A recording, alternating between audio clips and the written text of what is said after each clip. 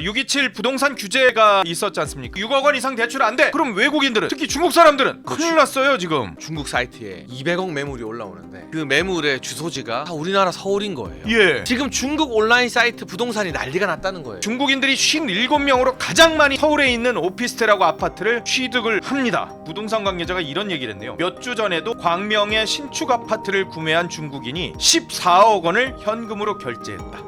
이런 분들이에요. 서울 부동산을 줍줍하고 있다.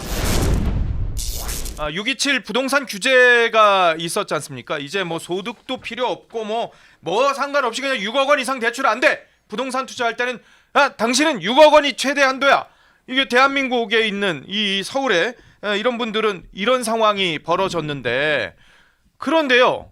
그래서 역차별 있는 거 아니야? 야, 그럼 외국인들은, 특히 중국 사람들은 어떻게 되는 거야?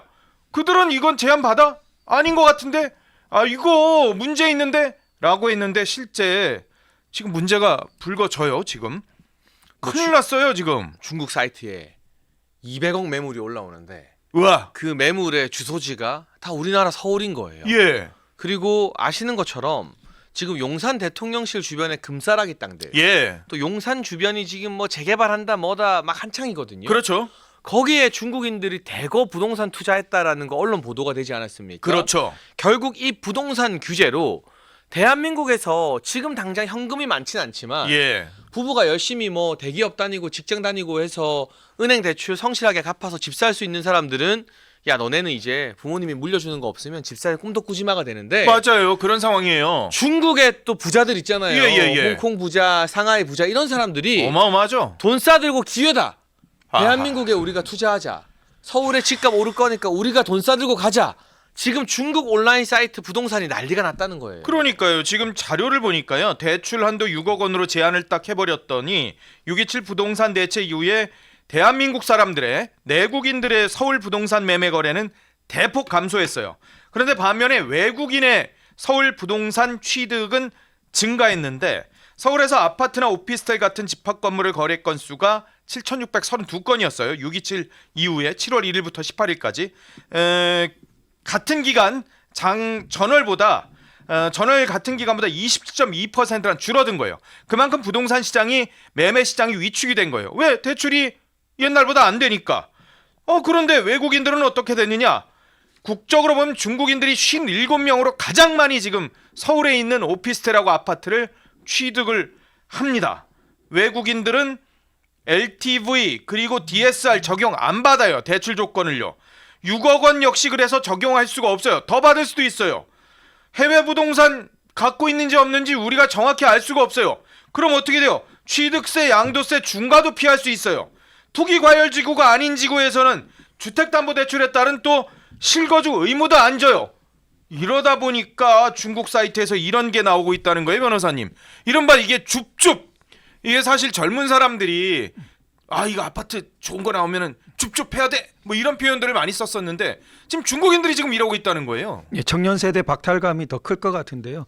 요즘에 제가 젊은 분들한테 정확히 확인은 못 해봤습니다만 들은 이야기로는 이제 청약 통장 이런 거 부어가지고 예. 청약을 기다리지 않습니까? 그렇죠. 근데 청약이 되어도 예. 대출 이런 부분 때문에 예. 현금으로 다 내야 자기가 아파트 취득이 가능하다는 거예요. 그럼 청년은 청약 되어도 못 한다고 이렇게 퍼지는 현금이 거죠. 없으니까 예. 대출이 안 되니까. 예, 아주 상실감이 큽니다. 이게 사실 예전에 뭐 직업군을 이렇게 얘기해서 좀 뭐 그렇지만 변호사나 의사나 이런 젊은 직업군들 갖고 있는 분들은 사실 대출해서 집을 좀 더 큰 걸 갖거나 오피스텔을 좀 더 큰 걸 갖거나 이런 경우들이 꽤 있었거든요. 사실 직업이나 직업에 따라서 대출 규모가 좀 달랐기 때문에. 그러니까 이게 결국 이 대출 규제가요, 문재인 정부 때도 했던 건데 어떤 결과를 가져오느냐. 예.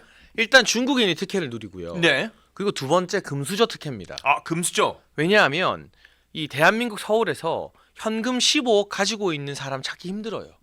그걸 어디 갖고 있어요? 그러니까 일반적으로는 예를 들면 이 대한민국이 왜 성장했느냐? 예. 사다리 때문이잖아요. 네. 기회의 사다리. 그렇죠. 그러니까 우리 부모님이 엄청 부자는 아니라도 예. 내가 열심히 공부해서 사시 패스하고 뭐 의사 되고 해가지고 예. 앞으로 내가 돈을 잘 벌 수 있어. 그렇죠. 그러면 대출 받아서 집 사가고 이러면서 경제가 선순환이 되고 예. 우리도 공부 열심히 하면 또 사업 성공하면 저만치 올라갈 수 있다는 희망이 있어야 예. 다 열심히 살고 공부하고 하게 되는 건데 예. 이 사다리를 지금 끊어버렸잖아요. 아하. 야 너네 물려받을 돈 없으면 현금 없으면 서울에 집 살 생각도 하지 마. 그러면 누구만 혜택을 보게 되느냐? 예. 누구만 청약을 들어갈 수 있느냐? 우리 엄마 아빠가 나한테 한 10억 마련해줘서 증여해줄 수 있는 사람. 예. 이런 사람들만 이제 서울에서 집을 사고 청약에 당첨될 수 있게 되는 거예요. 아. 그러니까 이게 중국인들이 특혜를 보는 것도 국가적 문제지만 그렇죠. 결과적으로 기회의 사다리가 없어지는. 내가 똑똑해서 자수성가할 수 있다는 희망이 꺾여버리면 네. 이제 뭐하러 젊은 사람들이 열심히 공부하고 열심히 일합니까? 아. 어차피 그래봤자 대출도 안 나오고 집 못 사는데. 예. 아, 이게 중국 사람들이요. 신길류 타운을 많이 가는데 여기 중국인들이 많이 거주하는데요. 여기 부동산 관계자가 이런 얘기를 했네요. 몇 주 전에도 광명의 신축 아파트를 구매한 중국인이 14억 원을 현금으로 결제했다. 네.